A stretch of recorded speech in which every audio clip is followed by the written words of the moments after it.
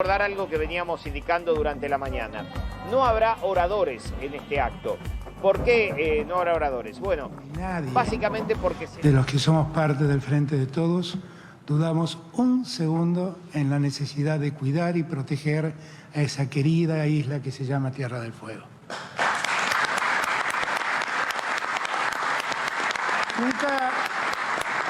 Nunca lo dudamos porque definitivamente sabemos que la isla representa un valor estratégico, geopolítico, que bien marcó el gobernador, para nosotros muy importante. Y como punto geopolítico de trascendencia, no podemos menos que cuidar su desarrollo, su sustentabilidad, su crecimiento. Algunos sienten que cuando el Estado interviene promoviendo el desarrollo en lugares como Tierra del Fuego, está interviniendo adecuadamente. Y en eso tiene mucha razón Walter. El mercado no va ahí. El mercado no va ahí. Para que el mercado vaya, hace falta un Estado que lo impulse y que tenga políticas activas que hagan de ese lugar tan difícil un lugar donde puedan encontrar el desarrollo y la prosperidad. Y por eso nosotros no dudamos nunca en que eso teníamos que hacer en la Tierra del Fuego. Nunca. No dudó Néstor cuando fue presidente, no dudó Cristina cuando fue presidenta y no dudo yo cuando me toca ser presidente. Se ha hablado mucho de lo que ha pasado en la Tierra del Fuego en los 4 años que precedieron a nuestra llegada al gobierno. Y la verdad, algunos datos me impresionaron, me alegraron mucho los datos que Walter dio y que uno que me pasó el gobernador recién en mi despacho antes de bajar aquí. Uno de la recuperación del empleo, que se ha observado, 7 puntos en la recuperación del empleo, es muy importante, debe ser la tasa más alta de recuperación que en la Argentina se observa en medio de tanto mal momento que nos tocó vivir con la pandemia, y otro la baja, la reducción de la pobreza, que me dice acá el gobernador que también eso se ha verificado, y eso son todos datos alentadores, no suficientes, porque sabemos que queda mucho por delante, pero son datos que nos permiten decir que vamos transitando el camino correcto y que vamos alcanzando la salida que necesitamos. Esa salida es una salida que nos involucra a todos, a los empresarios, a los que trabajan y al Estado.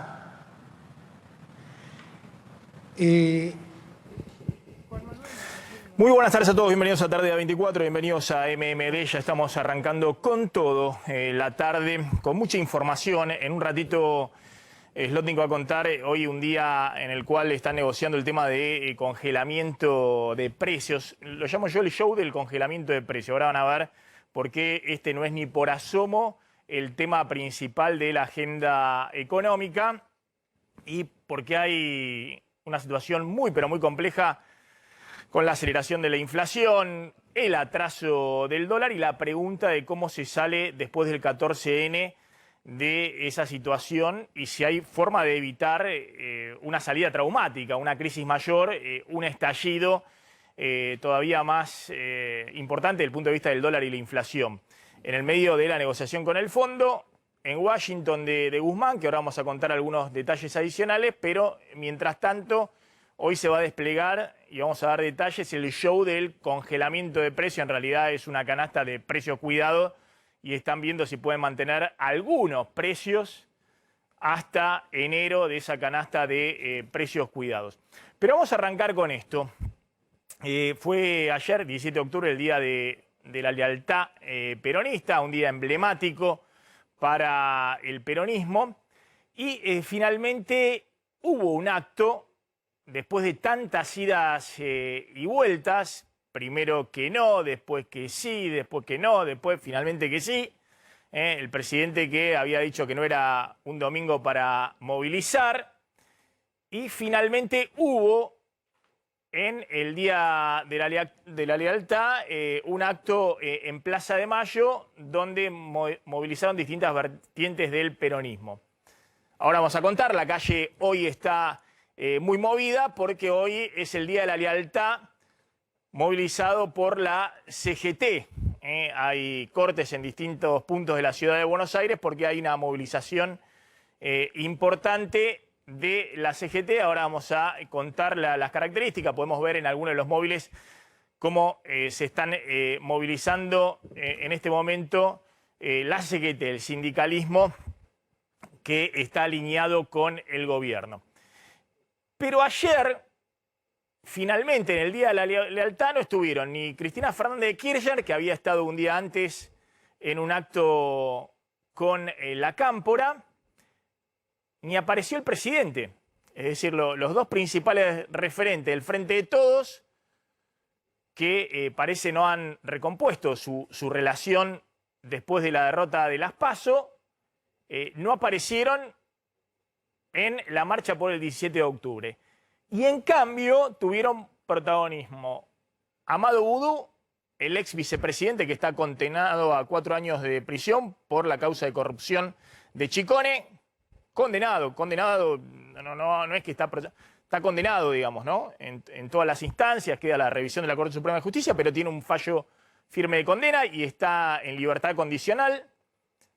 Y se hizo espacio para ir a la plaza y tuvo su protagonismo. Ebe Bonafini, que ahora van a ver, tuvo críticas muy fuertes al presidente, su acercamiento al FMI, a los empresarios la semana pasada en IDEA.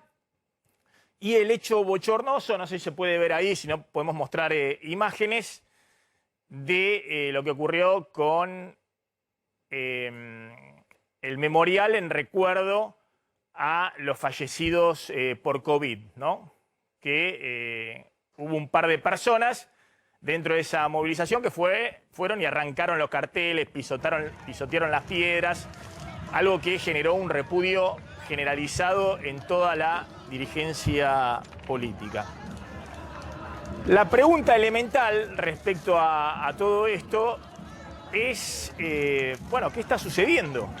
¿Qué está sucediendo? Que hay una celebración que el presidente no quería hacer por el 17 de octubre, termina forzado a convocarla después de las advertencias de la Cámpora respecto a que iban a movilizar igual el 17 de octubre, y finalmente no aparecen ni Cristina ni Alberto Fernández. Y los que tienen protagonismo son dos personajes, Amado Boudou, muy repudiado por toda la sociedad, con un seguimiento del núcleo más duro, durísimo, del kirchnerismo, pero incluso dentro del Frente de Todos, todos alejándose de Amado Boudou, pero está en el acto en el lugar principal.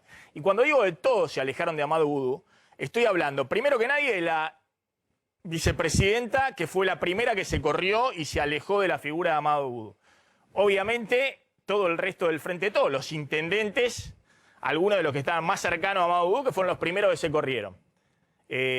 Toda la dirigencia principal del Frente de Todos está hoy alejadísima del ex vicepresidente, condenado a 4 años por la causa de corrupción de Chicone. Sin embargo, tiene un lugar protagónico finalmente en el acto de Plaza de Mayo. Y Ebe de Bonafini, que fíjense lo que dijo, que marcó un poquito la línea de lo que fueron las críticas en ese acto al presidente Alberto Fernández. Dijo Ebe de Bonafini, a ver si tenemos ahí la declaración. Usted se junta con los ricos, un mensaje al presidente, con los de IDEA y nos quiere hacer pagar un robo respecto a la deuda y la negociación con el Fondo Monetario. Entonces la pregunta elemental es qué está sucediendo dentro de la coalición de gobierno y sobre todo cuál va a ser el rumbo después del 14 de noviembre. Y la pregunta también es si todo esto, que no voy a usar la figura del cajón de Herminio Iglesias, en el cierre de campaña de la elección del 83 de Ítalo Luder, no lo voy a usar como referencia porque la gran mayoría hoy de los votantes no recuerda eso porque eran niños en el 83 o eran muy jovencitos, pero parece que se multiplican los cajones de Herminio Iglesias, que algunos dicen si fue un impacto tan negativo que terminó con la derrota del peronismo en esa elección histórica del regreso de la democracia y el triunfo de Alfonsín, o si las cartas ya estaban echadas y simplemente Herminio Iglesias, que era el candidato a gobernador en la provincia de Buenos Aires, un histórico del sindicalismo más duro y de derecha del peronismo, alguien que además, bueno, no vamos a hablar de Herminio Iglesias, pero digamos así, alarde, digamos, de su formación muy básica, quemó en ese acto en la 9 de julio frente a 1 millón de personas y la televisión un cajón, un ataúd de la Unión Cívica Radical, y no sé si estaba la foto de Alfonsín y demás, pero muchos identificaron eso como una de las causas de la derrota del peronismo, ese acto totalmente en contra de lo que era el regreso de la democracia, la exuberancia de que los argentinos pudieran volver a votar y demás. Lo que está sucediendo hoy con el Frente de Todos, la pregunta es si es parte de una estrategia lo que viene sucediendo desde las PASO o está todo descontrolado, está todo fuera de control y nadie controla absolutamente nada y eso lleva a una sumatoria de cajones de Herminio Iglesias en el medio de la campaña. Repasemos, por favor, lo que ha sucedido desde las PASO en términos de lo que son mensajes a la sociedad. Y empiezo a enumerar. Primero que nada, después de la derrota de las PASO, la renuncia pública de los ministros que responden directamente a Cristina. ¿Se acuerdan? El martes posterior a las PASO, sorpresivamente le vacían el gabinete a Alberto Fernández en lo que algunos dentro del gobierno consideraron un golpe institucional. E incluso querían organizar marcha en defensa del presidente dentro del propio gobierno. El audio liberado, o si se quiere, hecho a rodar por algunos sectores del cristinismo de Fernanda Vallejo insultando al presidente. Es un enfermo, no entiende nada, se mandaron un ajuste brutal. Es un ocupa en la Casa Rosada, una diputada del Frente de Todos que sigue en sus funciones y que nadie del ala cristinista criticó ni condenó por sus dichos. La carta de Cristina intimando al presidente un cambio de rumbo respecto al ajuste fiscal equivocado, la política económica equivocada, haciendo un diagnóstico muy duro respecto a lo que había ocurrido en las PASO, intimándolo y marcándole los tiempos al presidente para que sacuda el gabinete. De hecho, sobre el final de esa semana hubo los cambios de gabinete por todos conocidos, cuando Alberto Fernández pensaba hacer esos cambios recién después del 14 de noviembre. La amenaza de Aníbal Fernández Aníc, al humorista de La Nación la semana pasada que hemos comentado, llegaba como ministro de Seguridad en medio de hechos de inseguridad terribles en el área metropolitana que vienen increciendo después de la apertura total de actividades post-pandemia y el ministro se dedica a cruzarse con periodistas y en este caso mandar el mensaje intimidatorio de Aníc, una cosa que fue repudiada incluso dentro del Frente de Todos y diciendo por lo menos que había sido muy desgraciada la frase de Aníbal Fernández para Aníc. Y finalmente, Eve de Bonafini, la presidenta de Madre de Plaza de Mayo, que en el colectivo de los derechos humanos no es, si se quiere, la persona más allá de su lucha personal, más allá de su actuación durante la dictadura militar, no es la persona que genere en el colectivo de los derechos humanos una referencia, como sí puede generar la presidenta abuela de Plaza de Mayo, Estela de Carlotto. Eve Bonafini, vudú y la profanación del memorial de los muertos por COVID. La pregunta es, ¿qué está sucediendo? ¿Es algo pensado? ¿Es una estrategia que tiene el oficialismo? ¿O, como parece sugerir la realidad, es un descontrol total? Está todo fuera de control. La interna, los personajes y sobre todo el rumbo. No saben qué van a hacer después del 14 de noviembre. Y todo esto se da en el contexto donde vamos a lo importante. Atención, porque acá lo que está ocurriendo, más allá de estas cosas, que obviamente también tienen su relevancia, pero lo importante es esto. Se acelera la inflación arriba del 50%, los últimos datos del INDEC de septiembre y los que reveló acá en el programa también Feletti, el flamante secretario de Comercio, y que va a contar ahora Zlotnik respecto a lo que está pasando en octubre con la inflación. Una inflación que está casi en el 52% anual y acelerándose con dólar clavado, con todo lo que venimos contando, ¿no? Con el ancla del dólar, con los servicios públicos congelados, con todas las cosas que el FMI te va a exigir que empieces a liberar apenas firmes el acuerdo después de las elecciones. Dolarización creciente y la presión muy fuerte sobre la brecha cambiaria y los dólares alternativos. El Banco Central ahora interviniendo en el contado con liquidación en 180 pesos, no más en 170, en un escalón para arriba. Y la incertidumbre de dónde queda la brecha cambiaria después de la elección.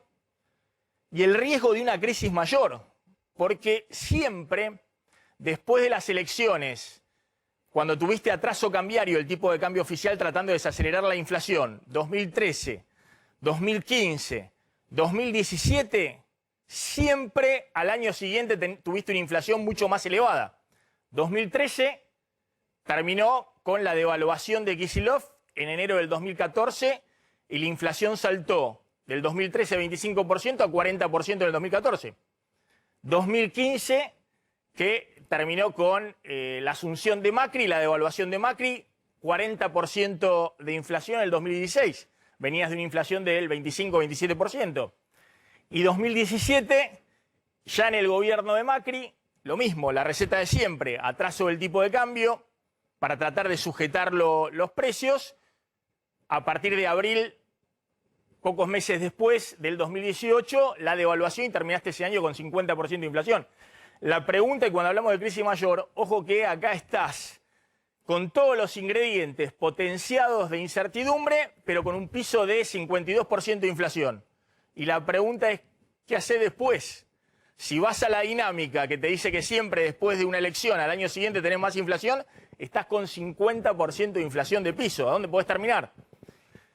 Y en medio de todo esto, la negociación contrarreloj con el FMI en Washington de Guzmán, fundamentalmente el ministro de Economía, que entiende los riesgos que hay por delante y está desesperado para ver cómo envía señales que anclen mínimamente las expectativas. Y mientras tanto, acá en Buenos Aires, el show del congelamiento de precios que va a contar ahora Claudio Zlotnik, de Roberto Feletti y las cámaras de la industria alimentaria que hacen todos el show. Feletti por un lado y las cámaras alimentarias por el otro, el show respecto a si van al congelamiento de precios y demás, cuando están hablando de una canasta muy reducida de precios cuidados. Está Lucas Romero, gracias Lucas por venir como siempre. Bueno, te sumo en este panorama. ¿Esto está de alguna manera pensado después de las PASO o es una sumatoria de descontrol total por parte del gobierno que no le encuentra el rumbo ni a la campaña electoral post-PASO y fundamentalmente qué hace después del 14 de noviembre? Mira, yo te diría, Maxi, que la falta de rumbo no era una novedad, no es una novedad este proceso político. Desde que comenzó este ciclo, el gobierno no ha logrado establecer un programa económico de referencia, parámetros que orienten respecto hacia dónde están dirigiendo la política económica. Esa era una novedad hasta el 12 de septiembre. Creo que a partir del 12 se agregó otra novedad, quizás más preocupante, que es la ausencia de conducción. Ya no de rumbo, sino de conducción. Y no en el sentido peronístico del término conducción, sino en el sentido de cuál es el estado de salud del proceso de toma de decisión de esta coalición. Y si los mecanismos de resolución de conflicto interno que pudiera tener esta coalición hoy pueden funcionar para definir un rumbo, que es un problema previo, anterior y más preocupante a la falta de rumbo, porque eso da señal de, bueno, ¿quién conduce? ¿Quién toma la decisión en última instancia? Eso es lo que está en duda desde el 12 de septiembre y le agrega mucho más incertidumbre a lo que los agentes económicos ven y a lo que la gente ve. Anclemos un poquito acá de lo que ocurrió ayer en Plaza de Mayo, a ver si podemos mostrar algunas imágenes. Más allá de lo que contamos, Budue, Bonafini, las críticas al FMI y al presidente que está conduciendo esa negociación con el Fondo Monetario. Bueno, la imagen está muy impactante de lo que ocurrió con las piedras y el memorial que se armó ahí improvisadamente, pero que se había respetado hasta ahora. Mostremos, por favor, las imágenes, porque acá no se entiende nada, se lo ve a Vudú arriba, no se entiende de dónde y demás, ¿no? Y alguien arrancando los carteles con las fotografías de algunos de los fallecidos por COVID que los familiares buscaban homenajear. Candelaria. Quería preguntarle a Lucas, ¿qué opina él de si esto que vimos ayer en la plaza de división del gobierno tan notable, no hay dos bandos, dos alas del gobierno bien separadas, puede terminar influyendo más en el votante que la economía misma? Esta incertidumbre de no saber quién nos gobierna pesa más que la economía. Sí, a ver, era conocido el trascendido de que el consultor Gutiérrez Rubí, digamos, no aconsejaba este tipo de movilizaciones. Yo lo que digo es, Alberto Fernández ganó la elección de 2019 porque juntó a los que estuvieron ayer en la plaza, a los que están hoy en la calle, y a un segmento de votantes independientes que creía que el Frente de Todos no era el Frente para la Victoria. Y para eventualmente recuperar terreno electoral, pensar en la posibilidad de revertir el resultado de las PASO, tiene que volver a recuperar ese electorado independiente. Ni los que estuvieron ayer en la plaza, ni los que están hoy manifestando probablemente sean votantes desencantados. El gobierno necesita conquistar a los que perdió, que no son ni los que estuvieron ayer, ni los que están hoy, y peor aún, ¿por qué se vuelve necesario esta manifestación de apoyo en la calle? ¿No será que estos dos bandos que vos señalás empiezan a mostrar internamente su poder de fuerza? Hoy lo que vemos hoy, vos decís, es la manifestación de apoyo a Alberto Fernández de un sector del sindicalismo que lo acompaña. Mostremos un poquito lo que estamos viendo ahora en la calle. Y lo que vimos ayer, en todo caso, es un núcleo duro de la militancia. Más referenciado en Cristina aquí. Más referenciado en Cristina. Vuelvo para contar la información de lo que ocurrió con el memorial a los fallecidos por COVID. ¿Por qué lo referencio como algo relevante? Y ayúdame, Candelaria, por favor, en las repercusiones que esto ha generado. Tremendas, las repercusiones han sido tremendas. ¿Por qué digo que es relevante? Porque vos estás contando, bueno, ¿qué está tratando de hacer el gobierno? Está peleando en público con manifestaciones en la calle entre dos facciones, Cristina por un lado, Alberto Fernández por el otro, o está tratando, vos decís, tiene que tratar primero de convencer a los propios, digamos, a los que no fueron a votar a las PASO. Y después, si se recupera, a futuro verá cómo vuelve con el discurso para los independientes. Mira, pero vos estás contando que, atención, con lo que ocurrió con estas imágenes de lo que ocurrió ayer, y por eso salieron rápidamente todos a tratar de despegarse, está ahuyentando incluso al votante del kirchnerismo que no fue a votar en las PASO. ¿Eso es lo que estás contando? Sí, sí, a ver, el evento particular de esta profanación, porque en definitiva hay que definirlo en esos términos, es un evento que tiene, digamos, toda la peligrosidad que vos citaste con la referencia del Cajón de Herminio. El Cajón de Herminio en realidad materializó un sentimiento de rechazo hacia la violencia política que expresada por un dirigente en ese momento en campaña que quemaba el ataúd de su principal rival político en ese entonces. Creo que acá el riesgo es que se consolide esta idea de la desaprensión del gobierno respecto a lo que ha sido, digamos, esta tragedia del COVID y el respeto a las víctimas, una parte del cuestionamiento que se le ha hecho a este gobierno, digamos, y que en algún punto explica el resultado electoral. Bueno, no es para nada conveniente este tipo de imágenes, incluso para los propios votantes, ¿no? Que tienen... Claro, por eso el primero que salió, uno de los primeros que salió es el ministro del Interior, Guado de Pedro, a publicar a través de Twitter, condenar las actitudes de quienes profanaron este mausoleo, este monumento que la gente espontáneamente armó en la Plaza de Mayo. Mira, ahí está el tuit de Guado que dijo: son actitudes tan censurables como las de algunos dirigentes de la oposición, que a partir de un hecho aislado promueven el odio contra un sector de la sociedad que hoy se expresó democráticamente. Recordemos a los argentinos que se llevó la pandemia con respeto y sin mezquindades. Y hay que recordar, Maxi... Ahora, Guado de Pedro pone un tercer tuit, sí, en el cual dice, pero bueno, acá la oposición, buscando el odio, busca potenciar este tipo de cosas. Lo que los condenaron, me parece, sin ambigüedades, y fueron totalmente directos, fueron dentro del oficialismo. Sergio Massa. Sergio Massa, que fue muy duro, no sé si tenemos ahí las declaraciones, pero no dijo pero nada. Dijo, digamos, que esperaban que todos salgan a pedir perdón y se arrepientan porque tenían que ponerse en el lugar de los familiares que habían perdido, de la gente que había perdido familiares por el COVID. Ojalá a estas personas les surja arrepentimiento y pidan perdón porque vulneraron el dolor de quienes lloraron familiares perdidos.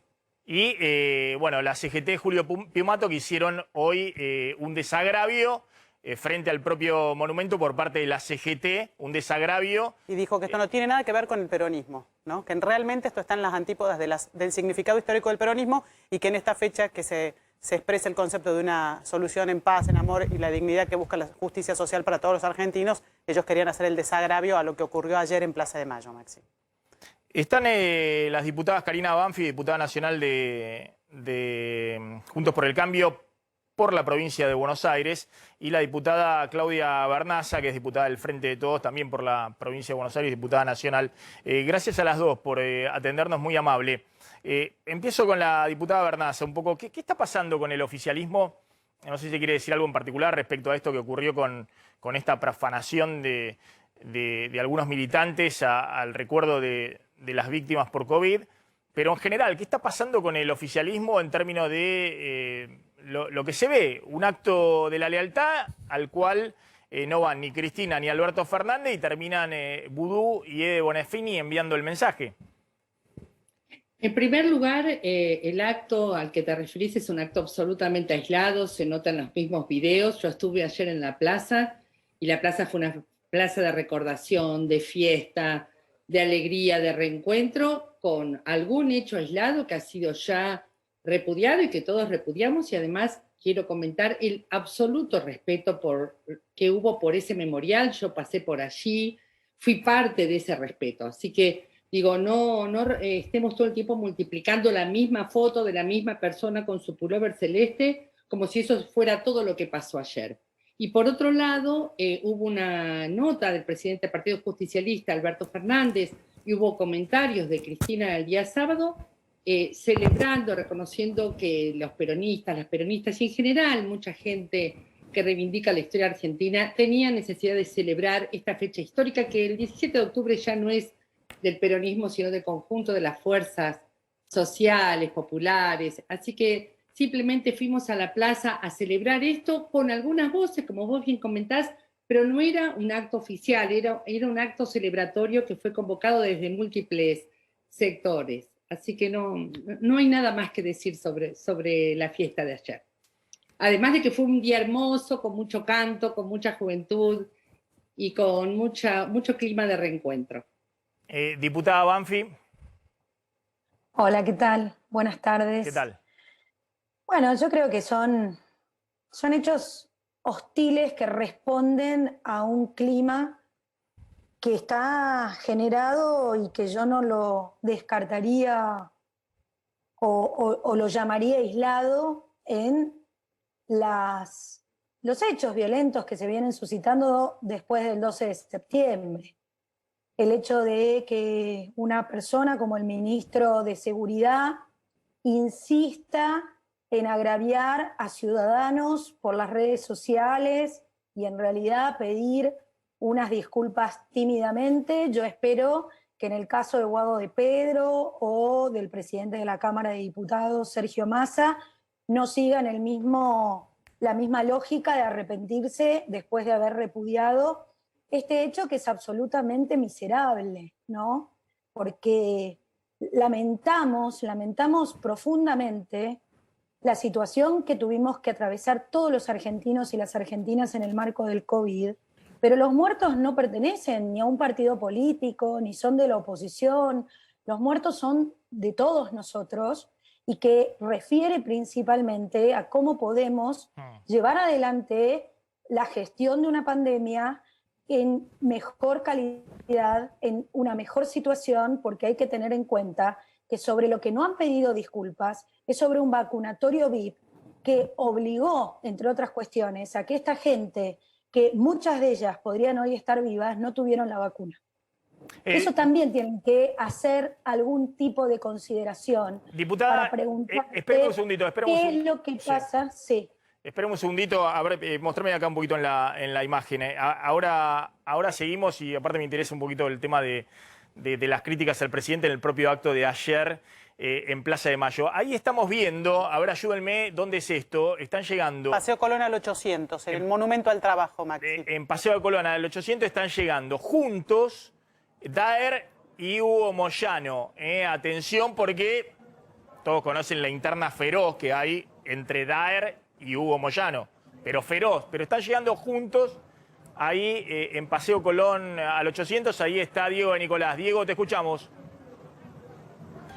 Hola, ¿cómo te va, Maxi? Buenas tardes. Sí, ahí está Hugo Moyano, está Héctor Daer, está el resto de la cúpula de la CGT, gran parte del Consejo Directivo, lo vemos también a Carlos Acuña en ese lugar, y obviamente está buscando dar aquí la CGT este signo de unidad con la marcha que ha convocado en la jornada de hoy. Van a partir desde aquí, desde Independencia y Paseo Colón, pasar delante del Monumento al Trabajo, van a girar por Paseo Colón rumbo a la zona de Avenida Rivadavia, cruzarán allí Avenida Rivadavia y luego avanzarán algunas cuadras más por Leandro Alem.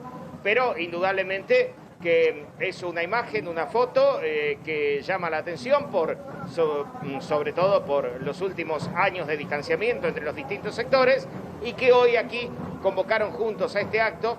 Y si bien se especuló con que la presencia de Hugo Moyano quizás no se iba a dar en persona su presencia, sino que iba a venir sus sectores y demás en apoyo, pero no, aquí están. Aquí está Hugo Moyano, ustedes lo ven ahí también, creo que está tanto Héctor Daer como Rodolfo Daer. Sí.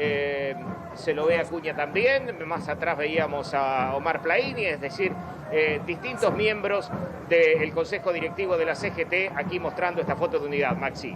Bien, Diego, volvemos ahí en cualquier momento. Decía que es fuerte, Moyano, ¿qué mensaje están tratando de dar desde la CGT? Fuerte. Un mensaje de unidad. La pelea digamos, feroz. Recordemos. Ha sido feroz en los últimos años entre Daer y Hugo Moyano, ¿no? Recordemos, Maxi, el 11 de noviembre se va a celebrar el Congreso Nacional de la CGT, ahí se va a elegir nuevas autoridades. En principio habría acuerdo para que efectivamente el moyanismo vuelva a integrar el Consejo Directivo y la figura que propone el moyanismo es el hijo de Hugo Moyano, Pablo Moyano, para acompañar a Daer, Rodolfo Daer. Es decir, un sindicalista combativo en la CGT, en la conducción de la CGT, como es Pablo Moyano, en un gobierno que va a un acuerdo con el Fondo Monetario, digamos. Sí, también es cierto que el anuncio de la convocatoria del Congreso estuvo acompañado de un pedido de la Central Confederal de la CGT de ningún tipo de reforma laboral, ¿no? Se unen, pero también se unen en defensa de cualquier avance de modificación de la legislación laboral, sí, que podría estar incorporado en las discusiones con el Fondo Monetario. No, eso no está como tema, como condición del Fondo en las negociaciones, tengo entendido, por ahora, ¿no? Está el tema fiscal, está el tema monetario, hay una gran discusión sobre el tema cambiario, pero no está el tema de reforma laboral, ¿sabés que cuando indemnizaciones y demás? El viernes, cuando estuvieron Mansur y Guzmán y frente a inversores, le preguntaron por las dos cosas, reforma laboral con el FMI y relación del gobierno con el sector sindical. Y respondió Mansur, tema flexibilización laboral, en todo caso va a ser caso por caso, tipo sectorial, como pasa en la construcción. O como pasa en el sector automotriz con Toyota, o como pasa con el tema petrolero, con el convenio especial de petróleo. No va a haber una reforma laboral integral. Y sobre el tema sindical, dijo que esta unión de la CGT el 11 de noviembre, eso va a favorecer al gobierno, porque dice, demuestra justamente que la CGT va en comunión con el gobierno, vamos a ir todos. Es decir, lo ven como un apoyo a Alberto Fernández y no lo ven... Por lo menos lo vendió así frente a los... Como las críticas de Máximo Kirchner, la Cámpora y el cristinismo duro. Recordemos, Maxi, que esta marcha de hoy en un principio iba a contar con el apoyo explícito del gobierno porque justamente el jefe de gabinete, Juan Mansur, salió a decir que el presidente no quería convocar a un acto ayer para que todo el mundo fuera hoy a la convocatoria de la CGT. A ver, vuelvo con las dos diputadas, gracias por esperarnos, muy amable. No sé si quiere completar la diputada Banfi lo que estaba diciendo, diputada. No, simplemente agregar que cuando estamos pensando en estos muertos, en este homenaje que se le hace a través de las piedras, lo que estamos diciendo también y que realmente todos los argentinos lo han reconocido y el propio gobierno se ha tenido que hacer cargo que tuvieron un sistema de vacunación selectivo sobre un sector global de la compra de vacunas solamente a un país y que realmente demoró todo este proceso que hoy estamos viendo realmente ver esa marcha sin aforo, ver la posibilidad de que bajen también los contagios, era algo que podríamos haber tenido mucho antes y sin duda volver a una normalidad y una mejora de la situación colateral que trae una pandemia. Es eso lo que indigna ayer y principalmente ver el dolor o que haya un sector de la sociedad que parece que no acompaña el dolor que tuvieron que padecer, que padecimos todos aquellos que perdimos a seres queridos durante la pandemia. Diputada Bernaza, le pregunto, dejando de lado el tema de lo que hablamos de la profanación del memorial a las víctimas de COVID, yo creo que ahí, más allá de que sean dos personas aisladas, siempre está el colectivo que puede marcar los límites, ¿no? El colectivo justamente repudiando en el momento y evitando eso, pero bueno, parece que ayer no funcionó el colectivo para poder evitar eso que ocurrió. Pero también hubo críticas al presidente, de Bonafini, críticas muy duras al presidente respecto a que se junta con los ricos, que está negociando con el FMI, digamos, una especie de emplazamiento al presidente. En primer lugar, sí funcionó el colectivo porque, vuelvo a decirte, fue una movilización en paz con mucho respeto del memorial. Me gustaría que mostraran todas las imágenes de ese respeto y, por supuesto, comparto con la diputada Banfi que nosotros nos debemos ese memorial, nos debemos ese respeto porque los muertos y las víctimas nos atravesaron a todos y formamos parte de un pueblo que ha sufrido mucho por la pandemia. Y por otro lado, nosotros conocemos las opiniones, las preocupaciones de Eve de Bonafini, sabemos que ella le pone firma a lo que dice y nosotros la escuchamos con muchísimo respeto. No significa esto que estemos de acuerdo con todo lo que dice, pero siempre respetamos su opinión franca. En todo caso, habría que escuchar dentro de una coalición todas las voces, saber que nuestra voz es coral y esa voz se está expresando tanto en la plaza de ayer como en la plaza de hoy, como en tantas expresiones de nuestros dirigentes, de nuestros referentes, en la carta del presidente y en tantas otras expresiones. Y te pido disculpas, Maxi, pero bueno, tengo una reunión, yo le había dicho a tu productor, pero en este momento debo retirarme del programa. Bien, Mil disculpas. diputada, gracias, muy amable. Ahí está la diputada Claudia Bernaza. Cierro con la diputada Banfi. Parece que para el oficialismo es una sumatoria de errores del oficialismo, más allá de las justificaciones y demás. ¿Ustedes esperan, qué es lo que están esperando para el 14 de noviembre? Y para después, sobre todo, ¿no? Bueno, el 14 de noviembre ganar las elecciones, lograr una mayoría, una conformación de las cámaras distinta, especialmente en el Senado. Estamos a 5 senadores para lograr que haya otro proceso de conversación en la política argentina. Realmente es esto lo que nosotros con una mayoría distinta queremos invocar y queremos invitar a todos los sectores que integran el Parlamento, porque creemos que tenemos que trabajar y no hay que esperar al 2023 sobre cambios profundos a la transformación que necesita la Argentina y aquellas cosas que le competen al gobierno nacional desde la propia gestión de gobierno las va a tener que hacer ellos y todo lo que sea el acompañamiento normativo nosotros lo vamos a poder hacer. Lo vamos a poder hacer si cambiamos la composición de una Cámara que esté abierta a un debate distinto. Lo vimos hace una semana atrás. Engancho con el fin de semana en Infobae, Sergio Massa, el presidente de la Cámara de Diputados, envió un mensaje de la necesidad de un acuerdo político inmediatamente después de las elecciones. Habló también de que un acuerdo con la oposición, con los empresarios, con los sindicatos. Y Cristina, el día anterior, el sábado, en este acto con la Cámpora, en la ESMA sí, fue el acto, también se refirió a la necesidad de un acuerdo, aunque es cierto que ahí prevalecieron también el tema de las críticas al Fondo Monetario, fue más ambiguo, no fue tan explícito como es el caso de Massa. ¿Ustedes creen que hay espacio para un diálogo? Pues al gobierno le quedan 2 años de gestión. Y 2 años muy, muy complejos, como venimos contando siempre desde el punto de vista económico. Sí, yo creo que, no es que yo creo, nosotros estamos en diálogo permanente y más desde el Congreso de la Nación. El problema está cuando quieren dialogar o no quieren dialogar según le convengan.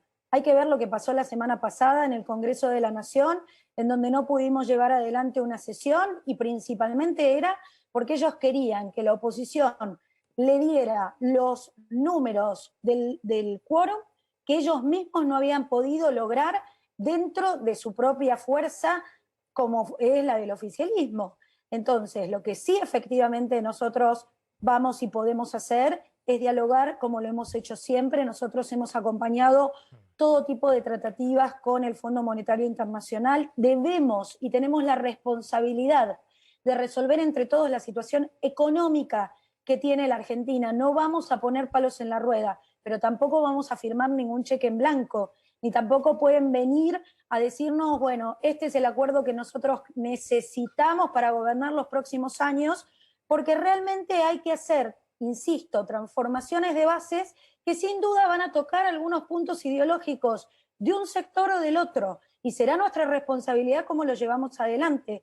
Lo que es más importante es ver cuál es la flexibilidad que ellos tienen para abrirse al diálogo después de la derrota que van a sufrir el 14 de noviembre. Diputada Banfi, gracias, es muy amable como siempre. Gracias.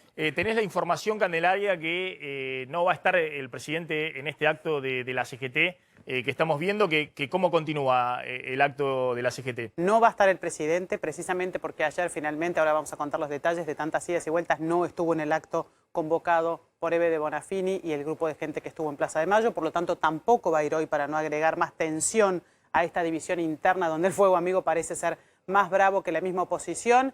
El acto va a continuar, van a pasar por el Monumento al Trabajo y, como bien decía nuestro compañero que está en el móvil, van a ir por Paseo Colón y luego por Alem hasta finalizar en Alem, donde termina y se desconcentran. Es la cúpula de la CGT unida, mostrando su poder de convocatoria y toda su fuerza hoy, después del acto de ayer en Plaza de Mayo. Yo te diría que es una demostración de fuerza tras otra de dos sectores del gobierno que están en pugna permanente, tratando de ver quién tuerce la mano al otro, quién va a conducir de acá en adelante. Me dice que está llamando Leo Godoy. ¿Qué está pasando, Leo? Bien, Maxi, buenas tardes. Bueno, aquí llegando columnas. Nosotros estamos en Independencia y Defensa. Hace minutos pasó la columna más importante que tiene que ver con la UTA y atrás viene la juventud sindical que vas a ver también con sus banderas. Aquí también una columna muy importante de la UDA, ¿sí? Unión Docentes Argentinos, que también llega con sus columnas. Bueno, a las 14 horas está convocado aquí este acto donde se va a leer este documento, pero bueno, aquí es masiva la llegada de distintas columnas de sindicatos que acompañan esta movilización. Leo, gracias. Volvemos ahí en cualquier momento. Estamos con todos los móviles desplegados. A ver, presten atención a esto, porque esto es lo importante en medio de todo esto que estamos contando. Y ayúdame, Lucas, a interpretar cómo se sale de esto. Ahora va a contar Slotnick la negociación de Feletti con las cámaras alimentarias en el día de hoy, porque están en la discusión del supuesto congelamiento de precios. Entonces, todos juegan su rol, ¿no? Feletti haciéndose el duro de que va a imponer el congelamiento de precios para que retrotraigan los precios al 1 de octubre y no suban los precios. La Cámara de Industria Alimenticia que dicen esto es el desastre absoluto, nos llevan a la quiebra, no puede ser, y todo va a terminar como un Rodrigazo, una explosión en enero cuando se termina el congelamiento. ¿Y la realidad? ¿La realidad cuál es? Que hay una situación dramática en términos de lo que es la aceleración de precios en una economía en la cual tenés anclado el tipo de cambio. Es decir, sin devaluar el tipo de cambio oficial, solo con la brecha, el dólar oficial no te sirve de ancla. Esta es una experiencia inédita, digamos, porque en otro momento el dólar oficial anclaba, vos lo frenabas y por lo menos hasta que llegabas a la elección podías desacelerar la inflación y después tenía un drama muy grande después de la elección, como pasó en el 2013, en el 2015, en el 2017. Pero acá estamos en una situación crítica, donde se aceleran todos los precios con el dólar oficial anclado. Ahora van a ver los números. Y el congelamiento de precios es un show que no tiene ninguna relevancia en términos del problema que tenés en toda la economía, ¿no? Son 1.200 productos es la ampliación un poquito de precios cuidados. El propio gobierno este año, con Paula Español, la representante de la Cámpora, la más dura en la Secretaría de Comercio, fue quien salió de los precios máximos porque no lo podían sostener más. No vuelven a precios máximos, que eran 70.000 precios, sino que vuelven a la canasta reducida de precios cuidados y eso están discutiendo. Mientras tanto, el tema es cómo haces para salir de una situación delicadísima que es, planchaste totalmente el tipo de cambio oficial, el atraso cambiario de todos los años electorales que terminan después en una devaluación, con el agravante de que este año estás negociando con el FMI que te va a exigir para el año que viene no solamente que muevas más rápido el tipo de cambio oficial, que reduzcas la brecha, sino que alinees las tarifas de servicios públicos que venís sujetando, que venís congelando, y aún así tenés más de 50% de inflación. El dato de inflación, ahora va a contarlo Claudio Zlotnik, no es solamente lo que pasó con el dato de septiembre, sino lo que está ocurriendo ahora también en octubre. Y el gobierno lo sabe porque tiene, además de los relevamientos del INDEC, sus propios relevamientos. Fíjense, y vamos rápidamente con los números y las placas y anclar este tema. Respecto al... Poneme la carátula. Guzmán de un lado, Feletti del otro. Anclemos el tema que tenemos acá como uno de los temas principales y tal vez el más importante que hay en este momento. Con la inflación acelerándose y corriendo arriba del 50% mensual, empieza el show del congelamiento de precios.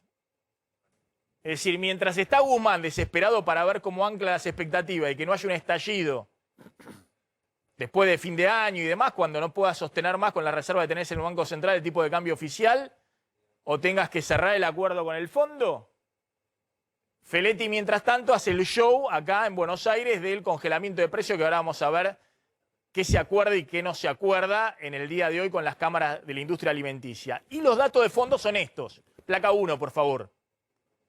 En primer lugar, la aceleración inflacionaria, lo que contamos, el dato este de septiembre, 3,5% de inflación, es la peor noticia posible, la peor. Nadie se lo imaginaba en el gobierno que ibas a llegar a la elección con inflación bien arriba del 3%. Pensaban que a noviembre, anclando el dólar oficial desde marzo, iban a llegar con 2% de inflación. Lo había dicho varias veces el presidente del Banco Central, Miguel Pelle, a distintos interlocutores. Fíjense la aceleración de la inflación, 52,5% últimos 12 meses en septiembre. En un contexto en el cual, la placa 2 por favor, en el cual vos estás con tarifas públicas casi congeladas, luz, gas, agua, área metropolitana, prácticamente congelamiento y el acumulamiento de la cuenta de subsidios, con el dólar oficial planchado desde marzo, que lo estás haciendo correr al 1% mensual. El dólar oficial está corriendo 20 puntos abajo de la inflación, un atraso cambiario pocas veces visto en los años electorales. Los estás forzando al mango, estás usando el freno de mano al mango de la dinámica de precio y aún así no te frena. Y estás con controles de precios varios, porque no es solamente luz, gas, agua y transporte público colectivos en el área metropolitana, sino que estás en algunos sectores, atención, con precios regulados. Y el caso típico es el tema, ojo, con combustibles. El último aumento de combustible fue en marzo, empezó después la campaña electoral, YPF se había mandado para acomodar los precios 7, 8 aumentos consecutivos entre agosto y marzo. En marzo empezó la campaña, marzo-abril, congelaron el precio de los combustibles. Las petroleras están reclamando ahora 15% de aumento por la suba del precio del petróleo, pero con el dólar oficial, que es el que usan de referencia, congelado. ¿Qué sucedería si tenés, después de la elección, en algún momento, que llevar más rápido el dólar oficial? O soltar el dólar oficial pegándole un salto, con 50% de inflación y automáticamente un impacto directo en los precios de combustibles, donde vas a tener que empezar a soltar no solamente luz, gas, tarifa de servicios públicos por pedido del FMI, sino también precios que están atados al dólar oficial, como es el caso de las naftas. ¿Qué sucede en ese contexto? Bueno, rápidamente el dólar oficial en los primeros 9 meses, 18% de aumento, 17,8%, con 37% de precios al consumidor acumulado. 20 puntos abajo está corriendo el dólar oficial respecto a la inflación y no te sirve para desacelerar la inflación. El año va a cerrar, si en diciembre lo acomodan y aumenta por lo menos el dólar oficial lo que aumente la inflación, aún así vas a tener 23,5%, 24% de suba al dólar oficial con 51% de inflación. ¿Qué pasa después? Es el gran interrogante. ¿Cómo salís de este esquema donde vos clavás el dólar oficial, que va a terminar en 23% en el año, con más de 50% de inflación? ¿Cómo haces para evitar el efecto de lo que ocurrió siempre después de los años electorales? Insisto, 2013, que en enero devaluó Kicillof 20% y la inflación se fue del 25 al 40%. 2015, que llegó Macri y devaluó y la inflación se fue del 25, 27 al 40%. Y 2017, que después del año electoral y el cambio de escenario internacional, Macri empieza a devaluar en abril, la inflación se va también del 25% en 2017 al 50% en 2018. ¿Qué pasa ahora? Que estás con un piso de inflación del 50% y tenés el riesgo de que tengas que hacer lo que hiciste siempre después de los años electorales, sobre todo porque esa es una de las exigencias que seguramente te va a imponer el FMI, que achique la brecha cambiaria, bajando el techo, obviamente, dando un shock de expectativas, pero también moviendo el piso, subiendo el tipo de cambio oficial. Atención, porque lo que hablamos siempre, fíjense, 2011, 2013, 2015, siempre el dólar oficial se usa como ancla de precios.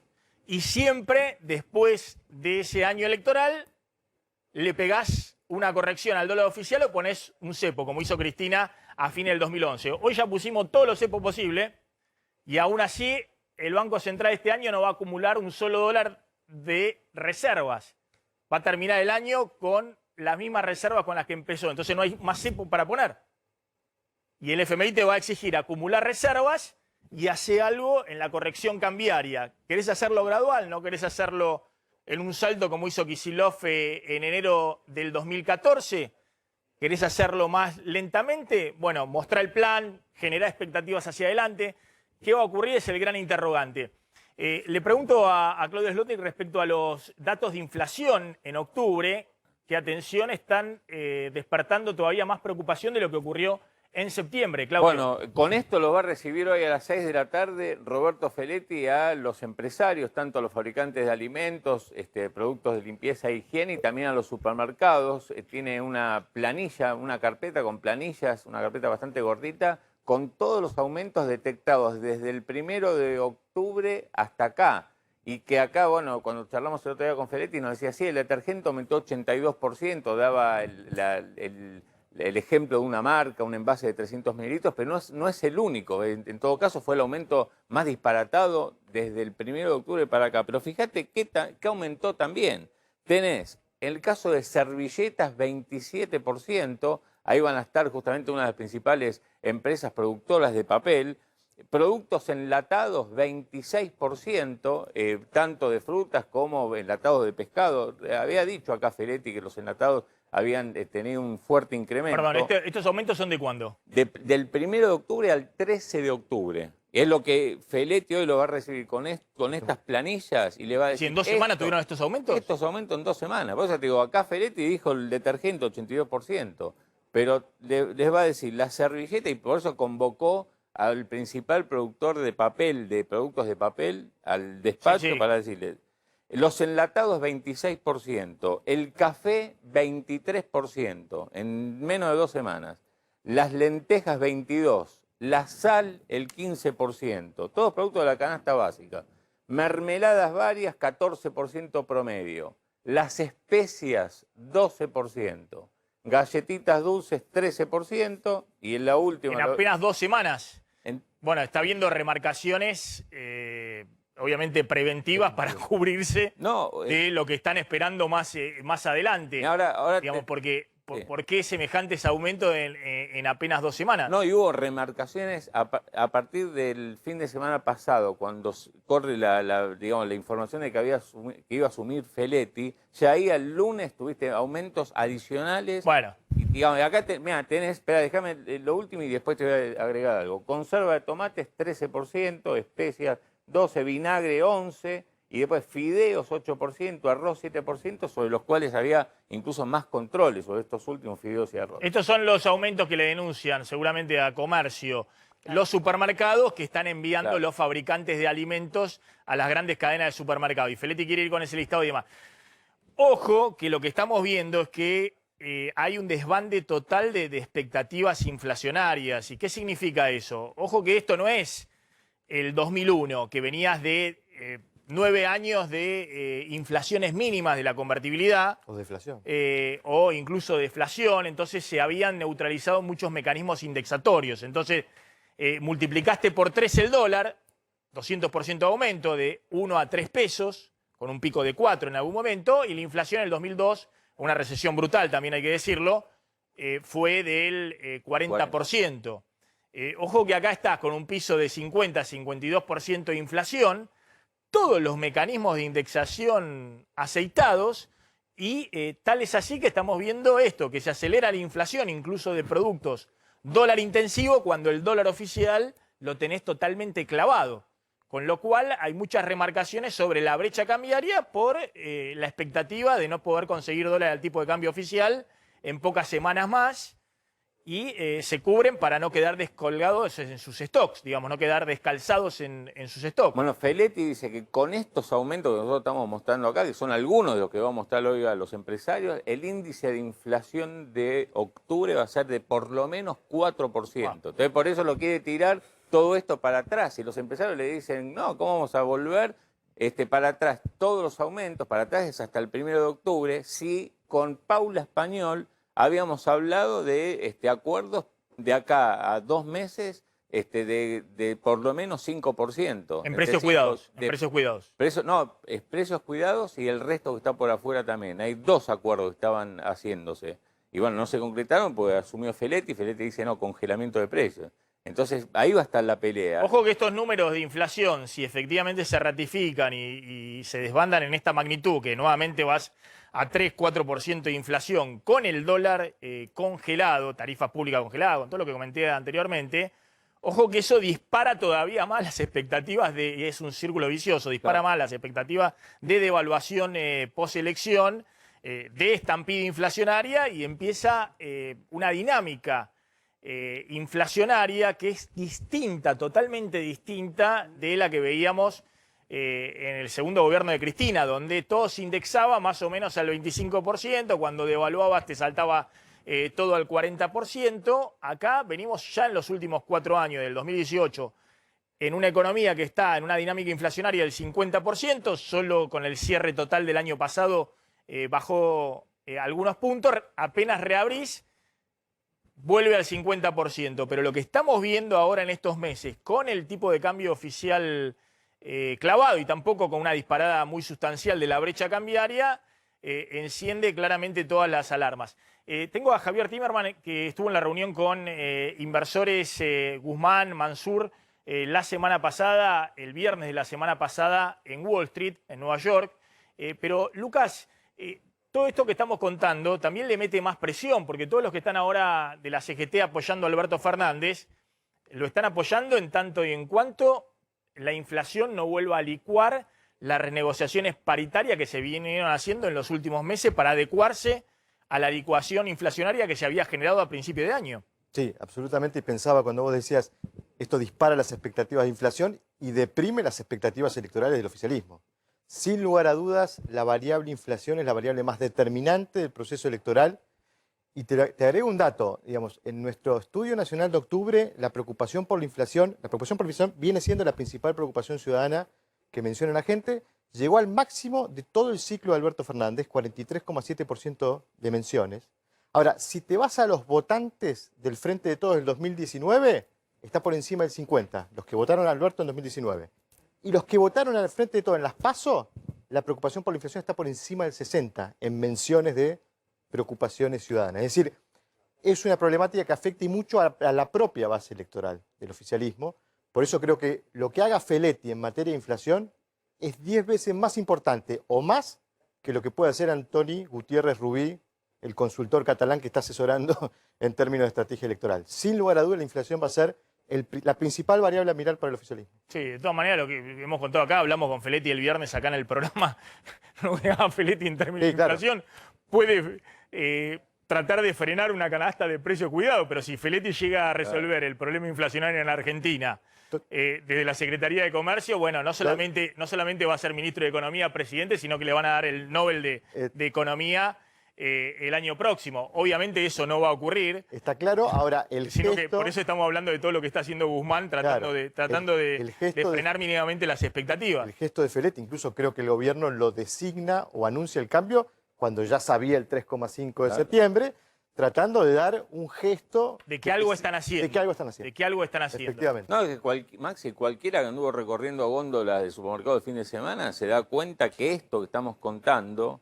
ya gran parte se vio en las góndolas porque hay aumentos de, te digo, 20, 25% en distintos productos. No fideo y arroz, sino cuando vos vas a comprar, qué sé yo, desde papel higiénico, rollo de cocina, aceite, vos estás viendo aumentos muy fuertes y de algunas marcas muy importantes, incluso desabastecimiento. Fíjate que hoy Guillermo Moreno, el mensaje que le da público a Feletti es, mira, preocupate más por tu bala de plata, que es asegurar el abastecimiento y que no empeoren, digamos, las expectativas de la gente, y no vayas por el todo, o sea, por el todo es esto, el tema inflacionario, porque ya está muy caliente, ya hay aumentos que en las góndolas ya están. Ahora contás en un ratito algún dato adicional de la reunión de esta tarde. ¿A qué hora es la tarde? A las 18. Con la Cámara, la COPAL, la industria alimenticia. Ahí están los fabricantes de alimentos, también higiene y limpieza y los supermercados. Está Javier Timerman. Javier, gracias por atendernos como siempre. ¿Estás en Nueva York? No, volví ayer. Pero es impresionante estos hombres de mundo, estos hombres de la finanza que van bien en Nueva York. Uno a duras penas, ¿viste? Puede armar el fin de semana para irse, qué sé yo, a Pilar, por ahí a alguna Escobar y demás, ¿viste? Todo van de Nueva York a Buenos Aires todo el tiempo. Bueno, estuviste el viernes en Nueva York, ahí en el consulado argentino, con Guzmán, con Mansur y con una serie de representantes de fondos de inversión. Resumime el mensaje principal que trató de dar Guzmán. No, Guzmán enumeró lo que es su plan económico, su visión de la economía, como él mismo lo puso, que tiene mucho que ver con el presupuesto. Principalmente enumeró cuáles eran las variables principales del presupuesto, y Mansur trató de darle una impronta política al encuentro, cosa que me pareció positivo porque la verdad que yo participé en muchísimas de estas reuniones en el consulado, en Argentina, en Washington, y generalmente, y no solo es sobre Argentina, pero en general cuando los países tienen una crisis económica, mandan al ministro de Economía, mandan al secretario de Finanzas y hablan, y lo que muchas veces los inversores quieren saber es qué hay sobre la política que hay detrás de todas estas decisiones, de todas estas políticas. Entonces, es la primera vez que yo veo en una reunión de inversores con autoridades argentinas en Nueva York que venga el jefe de gabinete y trate de explicar un poco de qué se trataba, cuál era el apoyo que tenía Guzmán, qué iba a pasar después de las elecciones. ¿Qué mensaje envió ahí Mansur?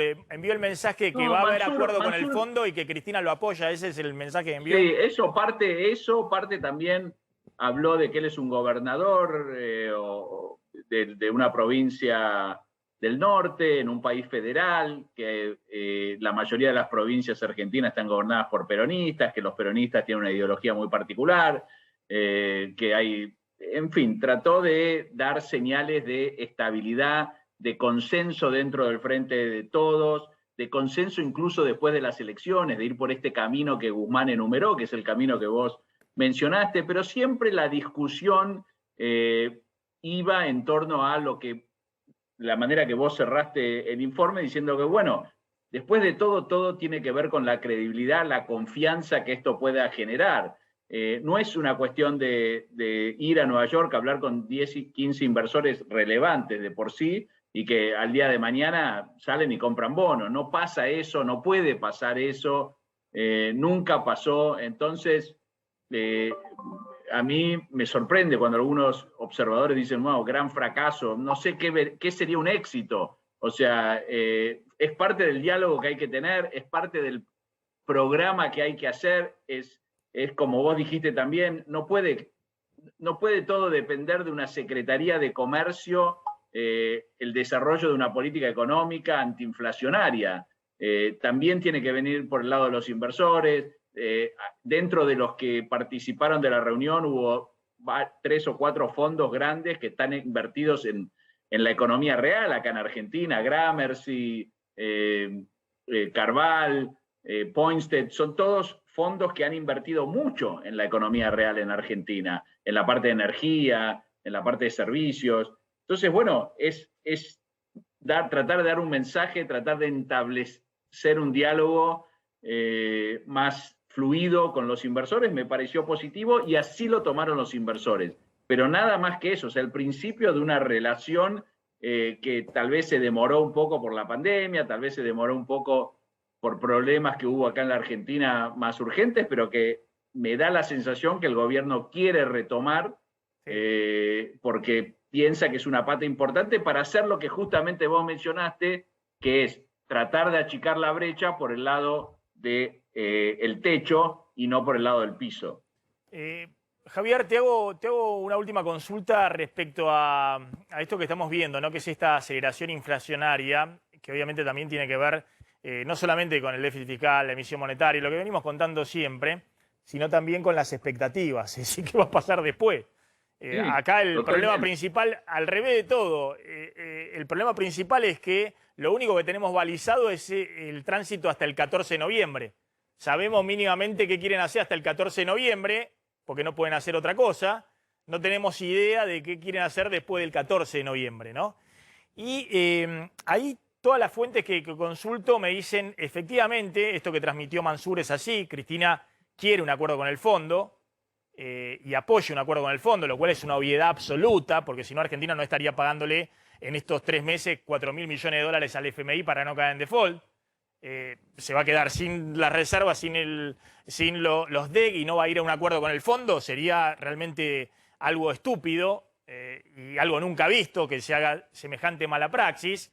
Es evidente que la Argentina va a un acuerdo con el FMI, pero también me dicen que hay una diferencia de criterio y el propio presidente lo dejó trascender en la reunión con empresarios, el almuerzo de la semana pasada, respecto a qué hacer con el gasto público y cómo se achica el déficit fiscal el año que viene. Y básicamente estamos hablando de temas subsidios, tarifas públicas y básicamente lo que Cristina criticó como el ajuste fiscal equivocado. Entonces, ojo que ahí está la pregunta. Bueno, sí, Cristina quiere un acuerdo con el fondo. Ahora, ¿después acompaña políticamente la aplicación de ese acuerdo con el fondo? ¿Esa duda está dando vuelta respecto a la incertidumbre de cómo sigue totalmente. la película? Sí, esa duda está dando vuelta. Respecto a lo que vos mencionaste sobre la inflación, es un tema que surgió en la reunión del viernes y Guzmán, con criterio, dijo, bueno, es un tema de expectativas, como vos también lo mencionaste, y eso es lo que nosotros tenemos que trabajar. Hoy en día la gente ante la incertidumbre sube los precios, para eso está el control de precios, no más que para eso. Respecto a lo que vos mencionaste sobre lo que los inversores lo caracterizaron como el doble mensaje, ¿no? Por un lado te dicen una cosa, por el otro lado te dicen, así lo veían los inversores, ¿no? Por el otro lado uno nunca sabe qué va a pasar después del 14 de noviembre. Y ahí Mansur fue claro, dijo, el 15 de noviembre vamos a seguir trabajando de la misma manera que estamos trabajando hoy, creemos que nos va a ir mejor en las elecciones, dijo, puede que no, la gente votará lo que tenga que votar, pero nosotros el 15 nos seguimos trabajando de esta manera, tratando de dar cierta previsibilidad. Ahora bien, hoy en día estos inversores que en su momento llegaron a tener muchos bonos en pesos,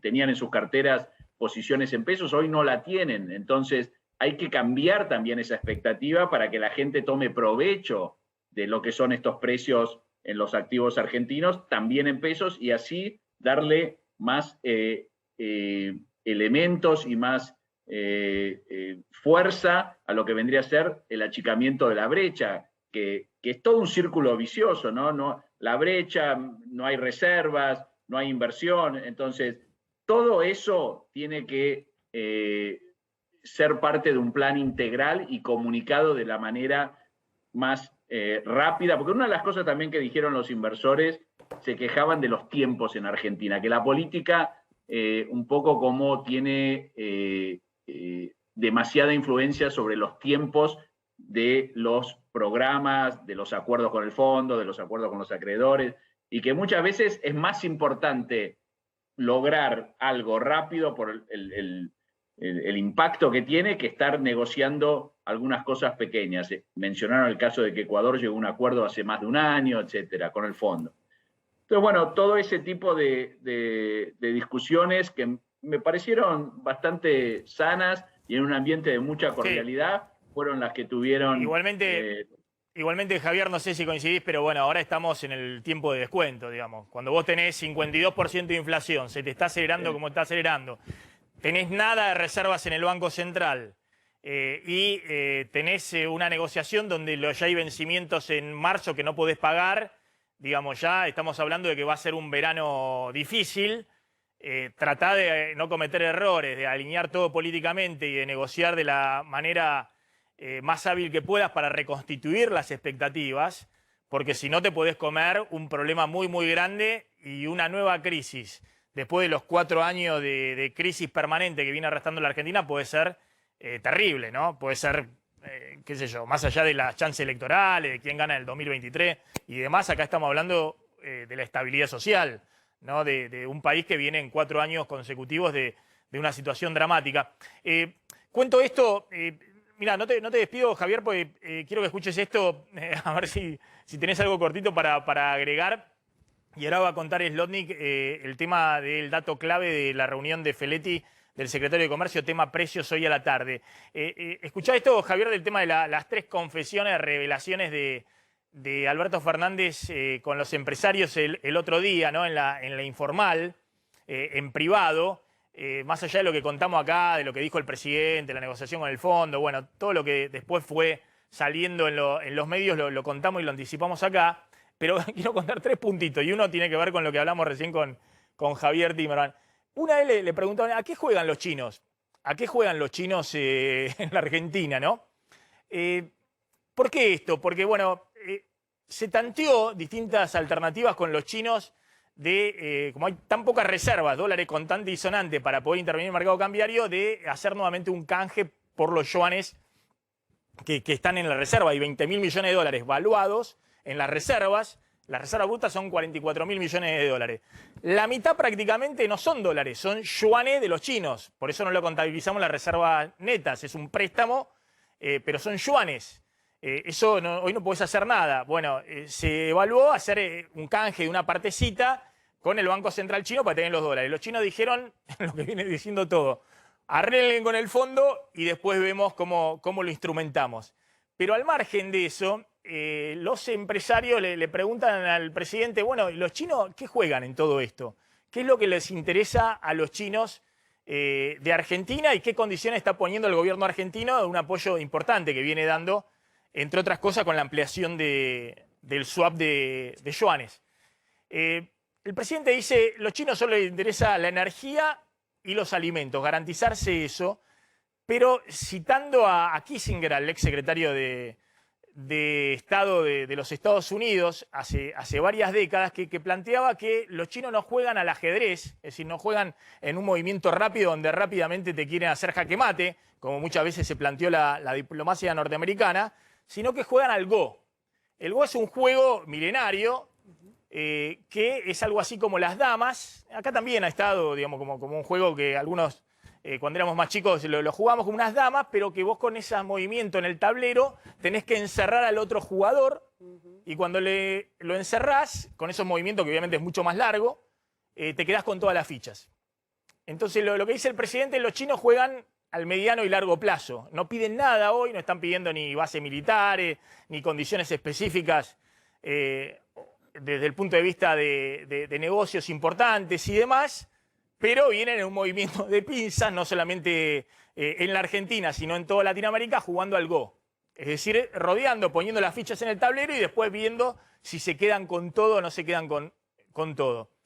La segunda cuestión que le preguntaron al presidente es ¿qué pasó con el presidente del Fondo Soberano de Arabia Saudita, que debe ser uno de los fondos soberanos, es decir, de dólares para invertir en el mundo más grande del mundo? Que vino a la Argentina, esto no se sabía, y dicen que no encontró empresas para comprar en Argentina. Ahí el presidente lo había recibido Guado de Pedro, fue a ver a Guado de Pedro, al ministro del Interior. El presidente, como forma de chascarrillo, dice, bueno, pero tendría que haber ido a ver a Guzmán, no a Guado de Pedro. Bueno, hay que preguntarse por qué lo fueron a ver a Guado de Pedro, digamos, si por ahí pensaban que por ahí estaba el poder político. Pero la pregunta de fondo es, ¿cómo que no encuentran nada para comprar en Argentina? Hay dos posibilidades. Una, piensan que la Argentina se va a seguir devaluando a futuro, que va a estar todavía peor y que todos los activos de la Argentina van a estar más baratos a futuro. Y la otra es que no está claro el camino por donde entras a la Argentina para hacer inversiones si tenés dólares. Porque con el dólar a 180 está claro que todos los activos de todas las empresas de la Argentina están regalados. Regalados. Ahora, si vos no encontraste nada para comprar a la Argentina, es también, entre otras cosas, porque no tenés claro por dónde entrás en el mercado cambiario. Y si tenés margen para hacer inversiones en la economía real de manera importante, con un tipo de cambio desdoblado, que no lo hay una cosa informal, bueno, sí, podés venir con el contado con liquidación y demás, y aún si vinieras por el contado con liquidación no le queda un solo dólar al Banco Central, porque alguien que ingresa en el contado con liquidación te puede ayudar para ponerle un techo a esos dólares alternativos, pero son dólares que tienen del otro lado un privado que quiere dolarizarse. Es decir, que no aportan a la acumulación de reservas, que va a ser el requisito básico que va a imponer el FMI después de que se firme el acuerdo. Pero es muy interesante este punto, ¿no? Donde viene el tipo que maneja una de las cantidades de dólares más importantes para invertir en el mundo y no encuentra nada para invertir en la Argentina, lo reconoce el propio presidente en esa reunión privada. Y finalmente, ¿cómo piensan frenar el blue? ¿Qué están pensando? Bueno, el presidente me parece que está poniendo una expectativa enorme a la apertura de fronteras. El presidente sigue recitando esto de que cuando se abra en noviembre totalmente las fronteras y ya esté activo la posibilidad de que vengan por las fronteras terrestres de los países vecinos, efectivamente va a haber una reactivación muy fuerte, no sé, en Puerto Iguazú, en Mendoza, en las ciudades de frontera, pero el presidente dice eso le va a poner un techo al blue. Y la verdad que más allá de que esos dólares que ingresan, de nuevo, no hay un solo dólar que vaya a acumular el Banco Central, porque todo pasa por el canal ilegal, entre comillas, paralelo, digamos, del sector privado. Me parece que el presidente no está entendiendo lo que está ocurriendo desde el punto de vista de las expectativas y la brecha cambiaria, que se maneja por otro lado, ¿no? Por el dólar blue, y si vienen los turistas extranjeros a gastar los dólares a 190 en la Argentina. Bueno, son tres puntos que planteó en la intimidad Alberto Fernández y me parece interesante resaltarlos. Javier, ¿escuchaste? Simplemente querés hacer un comentario respecto a cómo es que con este dólar a 180 no hay posibilidades de inversión en la Argentina, no encuentran nada que pueda resultar atractivo o barato en la Argentina. Mira, respecto a lo que mencionaste, los fondos soberanos árabes, mi experiencia en todos estos años, los fondos soberanos árabes, los chinos, los de Malasia, que siempre se habla de que están, etcétera. Mi experiencia es que rara vez entran a los países como los nuestros en forma directa. Generalmente van a través de los otros fondos, otros hedge funds, otros fondos, son generalmente inversores en otros fondos y cuando lo hacen ellos mismos son muy, muy conservadores. Así que yo no le pondría una ficha a esos flujos de capital porque son más conservadores que la mayoría de los fondos de los hedge funds y generalmente cuando invierten, lo invierten a través de ellos. Y respecto al dólar blue, lo que te mencioné antes, Mansur y Guzmán se juntaron con 18 o 17 de los fondos más influyentes que hay cuando se evalúan inversiones en la Argentina. Yo estoy convencido, no sé no miro las carteras de esos fondos, pero yo creo pensar, pero pienso que deben tener mínimos trades en pesos, mínimos. Vos tenés hoy el oficial una brecha del 90%, sí, de 90%, 80%, 75%, gira alrededor de eso, y todo el mundo dice que el oficial está más o menos ok en términos históricos. Quiere decir que hay una oportunidad inmensa en Argentina. O sea, es obvio. ¿Qué pasa? Que están mirando el futuro y dicen, bueno, dame señales para que yo pueda meterme en ese blue o en ese contado y achicar la brecha. Ocurrió en el 2014-2015, si vos te fijás, el mejor trade que hubo en la Argentina fue justamente ese, el achique de la brecha con instrumentos en pesos. Entonces yo creo que parte de este diálogo, parte de la relación con los empresarios que tuvo el almuerzo del presidente, tiene que estar enfocado en cómo hacer de la Argentina un lugar más previsible para que ese trade en pesos, que es lo primero que va a surgir, porque es el trade financiero, tome realidad y que la gente empiece a invertir en activos argentinos. Javier, gracias, muy amable. Ahí estaba Javier Timerman contando un poquito la reunión del viernes pasado en Nueva York. Hay una información de último momento de lo que está sucediendo en este momento en la calle, Candelaria.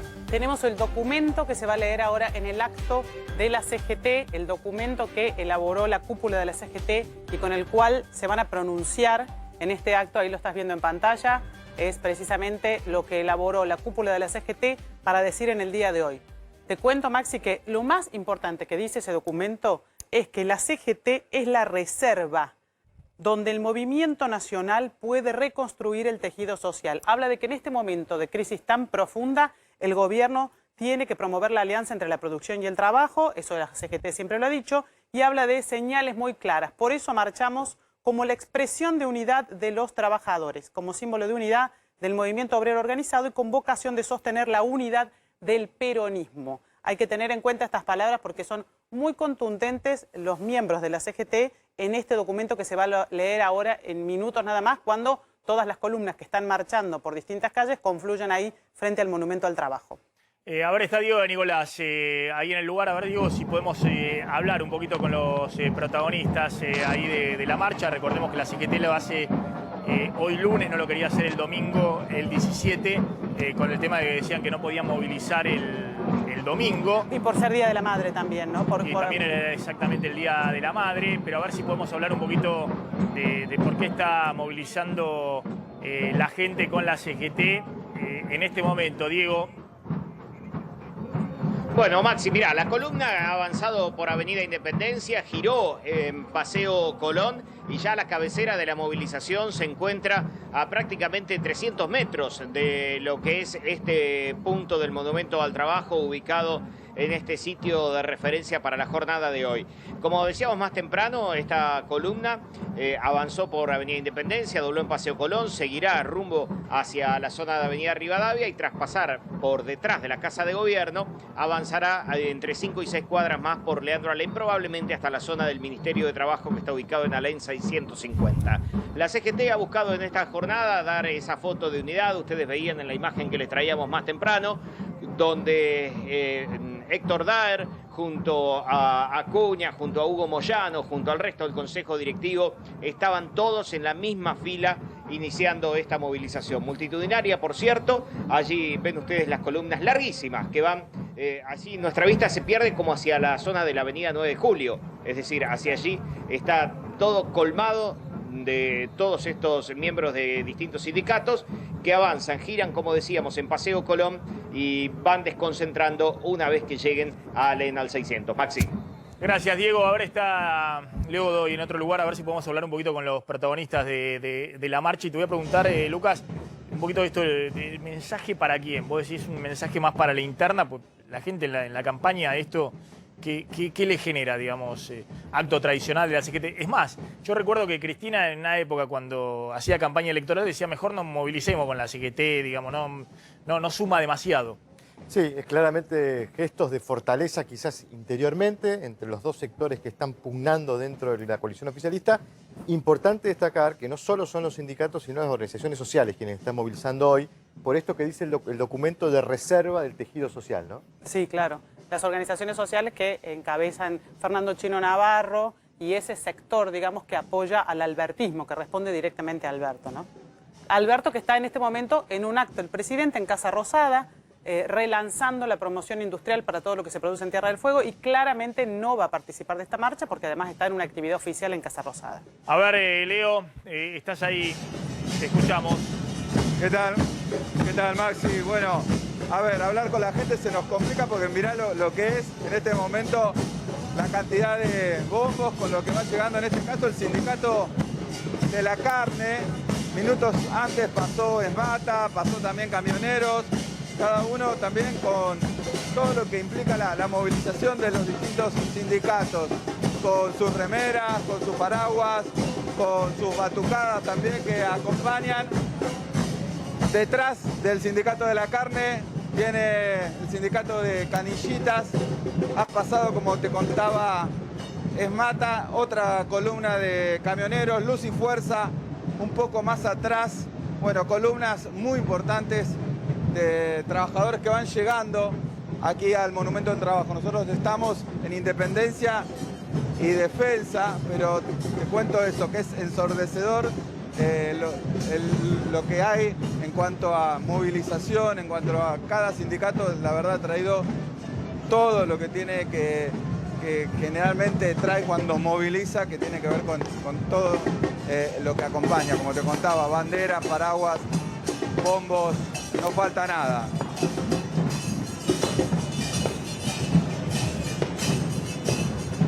Leo, ¿se podrá contar un poquito, si no podemos hablar con la gente, un poquito el color de lo que está ocurriendo ahí? Qué sé yo, no sé, está todo desplegado un Dale, poco. te mostramos. Sí, contemos un poquito el A color, ver. digamos.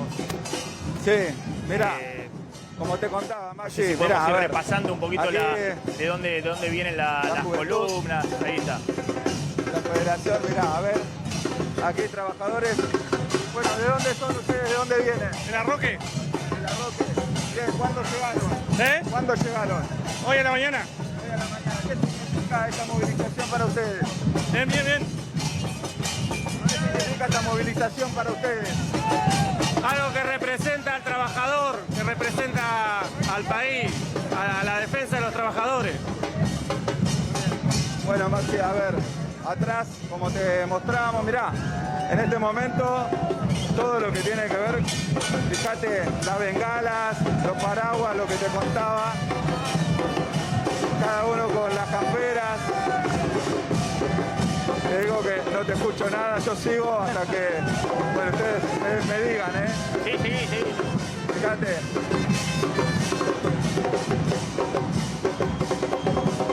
Detrás, el sindicato de canillitas han venido de distintos lugares del interior, han llegado. Aquí el sindicato de la carne, como te contaba. Van avanzando sobre la Avenida Independencia, son distintas columnas. Bien, fíjate. A ver, vení.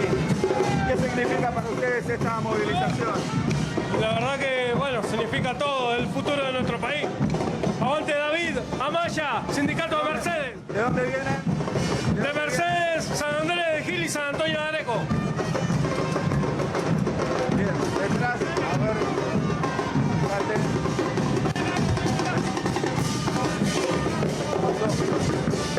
Bueno, detrás te mostraba Maxi, sindicato de canillitas, que también ha llegado aquí con también sus bombos, sus camperas, sus colores identificatorios. A ver si podemos hablar con alguno. No nos quieren hablar. A ver. Detrás, la Federación Argentina de Trabajadores de Prensa. Sindicato de Camioneros también. Bueno, acá mucha fíjate, gente, bueno, mucha obviamente. gente. Un dato Muchísima importante, gente, Maxi, Maxi, que le pone también contexto a todo esto. El 7 de octubre pasado se eligieron también las autoridades de la CAT, que es la Confederación de Trabajadores del Transporte. Muy importante porque nuclea los gremios que tienen la capacidad de implementar medidas de fuerza. Y allí el moyanismo, en acuerdo con Sergio Sacia de la Unión Ferroviaria, tomó el control de esa confederación importante dentro de lo que es el universo de actores sindicales, ¿no? Bien, vamos a Adrián Sá, que ya volvemos a esto. Vamos a Adrián Sá, que nos está esperando desde Estados Unidos. Adrián, ¿cómo estás? Gracias por esperarnos. Está movidita la calle acá en Buenos Aires. Contanos las novedades, porque también hay un día con muchas novedades de Estados Unidos. Así es, Maxi, así es. Pero yo, bueno, con la calle más tranquilita acá para contraponer un poquitito, no está tan tranquilo lo que es la demanda de información acerca del tema que más les interesa a los argentinos o sobre el que más recibimos consulta, que es qué es lo que va a pasar acá en los Estados Unidos a partir del 8 de noviembre, que es la fecha que fijó ya la Casa Blanca para reclamarles a todas aquellas personas que quieran entrar, todos los extranjeros que quieran ingresar aquí en los Estados Unidos, el certificado de vacunación. Vamos a repasar, porque a riesgo de ser redundante, es bueno decir exactamente qué vacunas van a aceptar aquí en los Estados Unidos. Para ingresar a partir del 8, desde el primer minuto del lunes 8 de noviembre aquí en Estados Unidos, va a hacer falta mostrar un esquema de vacunación completo. Esto es 2 dosis de cualquiera de las vacunas aprobadas por la Organización Mundial de la Salud. Esas vacunas aprobadas, vamos por la positiva. Es más fácil descartar las que no van a aprobar porque son poquitas, pero las que son aprobadas son, por supuesto, las de Pfizer, Moderna y Johnson & Johnson. Digo por supuesto porque son las aprobadas por la autoridad local, que son las, que es la FDA, más la vacuna AstraZeneca, Oxford AstraZeneca, y las vacunas Sinopharm y Sinovac, que son las vacunas chinas. Cualquiera de estas vacunas Adrián, con 2 dosis van. Claro, sí, discúlpame, todas con decime. 2 dosis, Pfizer, Moderna, Sinovac, Sinopharm, AstraZeneca, todas con 2 dosis.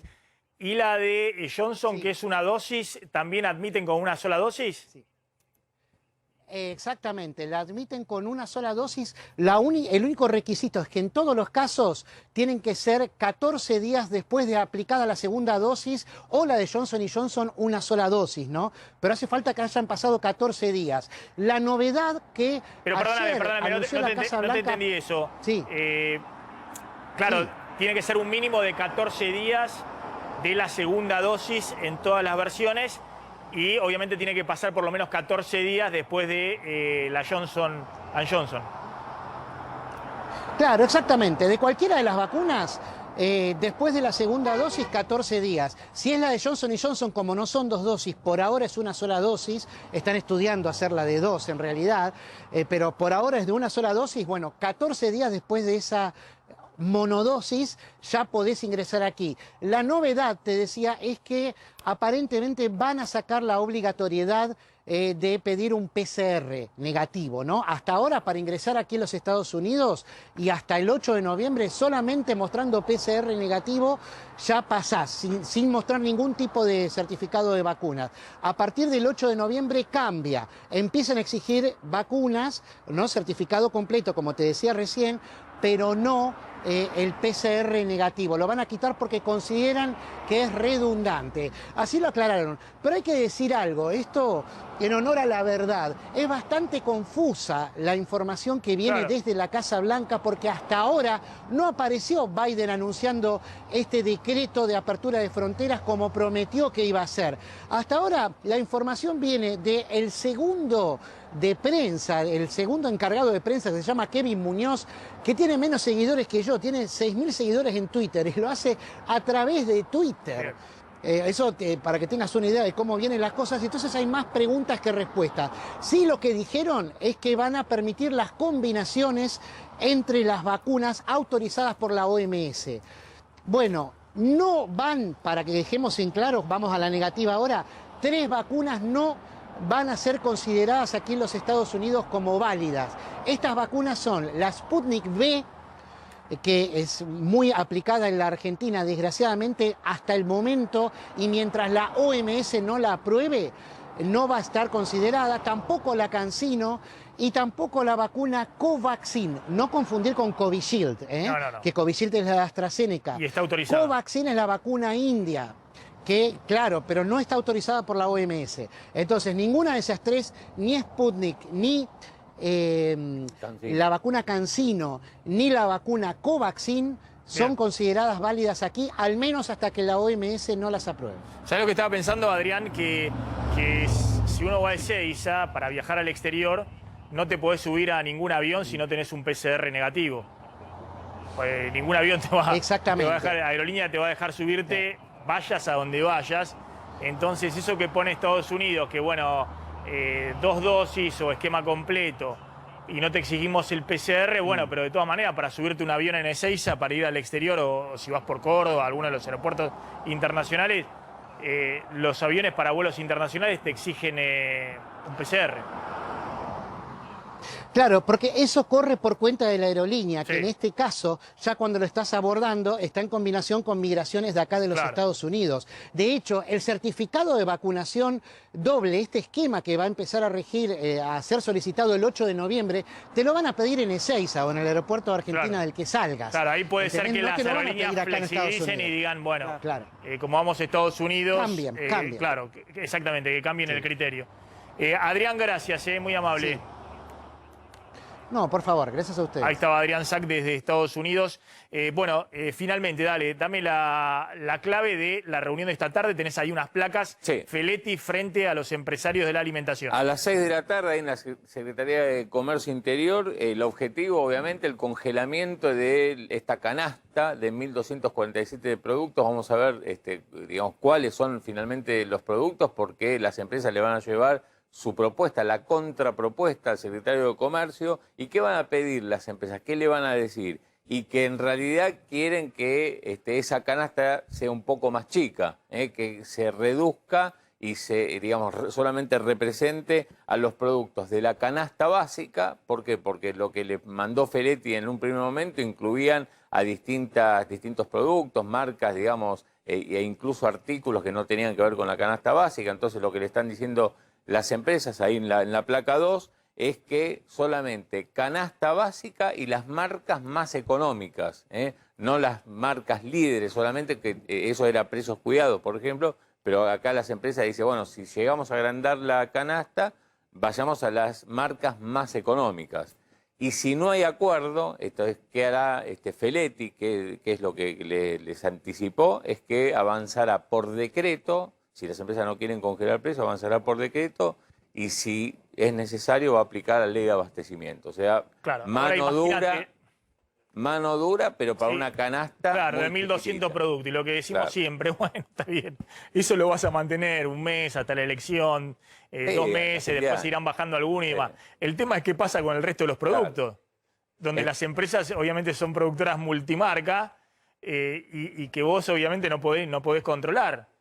O la modificación de los envases, todo lo que hemos visto ya cuando ocurrió el tema de precios máximos más generalizado, no la canasta de precios cuidado, que en general todos lo respetaron, más allá de algún desabastecimiento puntual, ¿no? Ahí el argumento... El problema es todo el resto de los productos. Entonces Feletti va a estar enfocado acá y le va a pasar el elefante del resto de los precios de economía por los costados. Ahí lo que dicen es, bueno, que sirva como en todo caso hacemos un acuerdo y que sirva de referencia para el resto, pero no es lo que pasa en la realidad. Después la inflación en la realidad los desborda esos acuerdos. Cierro con Lucas Romero. Lucas, ¿está viendo algo distinto? Estuvieron haciendo sondeos ahora, me imagino, esta semana, después de las PASO y demás. ¿Estás viendo algún panorama, algún tipo de modificación en la fotografía que vimos el 12 de septiembre? Te diría como criterio general que estamos viendo todavía definición en el segmento de votantes nuevos que están diciendo que van a votar en noviembre y no votaron en las PASO, y en los votantes huérfanos, los que se quedaron sin candidatos. Esos son los que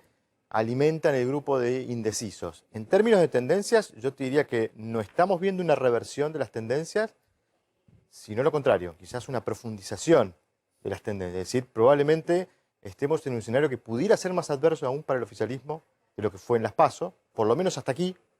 Digamos, los anuncios no están produciendo cambios en las tendencias y todo recopilación que hiciste vos de todo lo que sucedió desde las PASO hasta aquí, de eventos negativos a los efectos o a los intereses electorales del gobierno, posiblemente estén explicando esto de que hoy uno ve que la cosa pareciera que va a no solo confirmarse, sino que puede ser un poco peor. No, además un poco lo que vos contabas antes, ¿no? Nosotros venimos diciendo el plan platita, más allá de las tapas de los diarios, de empresarios, algunos economistas que dicen, miren lo que están haciendo, el desborde de la emisión monetaria. La emisión es la que estaba prevista para esta parte del año. El plan platita en los trazos gruesos no aparece, porque Guzmán frenó lo del IFE 4 y van a ver si ahora lo reconvierte con esto de convertir planes sociales en empleo y lo dejaron archivado, que era 45.000 millones de pesos, no apareció. El bono para los jubilados, vamos a ver, no fue en octubre, tenía que ser en octubre y no fue. Otro de los frenos que puso Guzmán, vamos a ver si lo dan en noviembre, pero por ahora no. La actualización de la tarjeta alimentar también. No hay nada que esté dando vuelta, es decir, plan platita en realidad no hay. Y lo que sí hay, que es un desvío muy grande respecto a lo que pensaba el gobierno, porque nosotros lo dijimos, era la meta que tenía el Banco Central y que discutían y lo transmitían, llegar a noviembre con 2% de inflación y con una inflación que Guzmán lo blanqueó en el presupuesto para el año que viene, que puso ya la proyección de cómo termina este año, que la inflación terminara este año en 45, con en noviembre estabilizada en 2%. Bueno, la inflación está llegando en una aceleración que realmente es muy, pero muy preocupante y muy firme, arriba del 50%. Eso vos decís tiene un impacto más allá de cualquier otra cosa. Incluso un dato interesante de Feletti. Cuando uno escucha las entrevistas o los análisis que hacía Feletti antes de asumir, él destacaba como un hecho negativo y con mucho impacto electoral para el oficialismo la creciente incidencia que tenía la canasta alimentaria en los ingresos populares. Claro. Él decía, esto nos va a matar electoralmente. Y efectivamente lo que estamos viendo con el avance de la inflación es que esa incidencia aumenta. Por eso Feletti quiere tener un control más amplio, porque lo que quiere es bajar la incidencia de la canasta alimentaria. Quiere tratar de parar la pelota una semana como pueda, pero lo que estamos viendo es que difícilmente pueda, en este contexto donde la macro te está acelerando fuertemente la inflación. Efectivamente. Gracias, Lucas, muy amable por haber participado hoy en MMD. Vamos volando a la tanda, ya volvemos. Bueno, atención, lo que estamos viendo en la calle, a las 3 va a haber algún orador en la marcha de la CGT. Se espera que lean el documento. Probablemente las especulaciones sean que Daer y Moyano juntos lean este documento elaborado por la cúpula de la CGT ahora a las 3, cuando terminen de reunirse todos los manifestantes que confluyen de distintas columnas por la ciudad de Buenos Aires, especialmente por Paseo Colón. Bien, ¿y cómo está el dólar a esta hora? 186 el dólar paralelo, y el dato del mediodía tiene que ver con lo que venimos viendo, que es un contado con liqui intervenido que vuelve a subir, está en 180 y a lo largo del día vuelve a intervenir el Banco Central. El Banco Central, que había dejado de intervenir justamente después de más medidas, más EPO, bueno, ahora vuelve a tener que vender dólares para que baje esta vez de los 180. Sí, el Banco Central, que tiene el cepo a las importaciones para tratar de no gastar muchos dólares en la oficial, pero que está interviniendo fuerte en el contado con liquidación, gasta reserva en última instancia, y en 180, 10 pesos arriba de como intervenía en los últimos meses. Esto marca el ritmo de la dolarización y las expectativas de evaluación hacia adelante. Ya está llegando Paulo Vilouta al aire de A24. Nos reencontramos como siempre mañana a las 13 aquí en MMD. Chau, pásenla bien.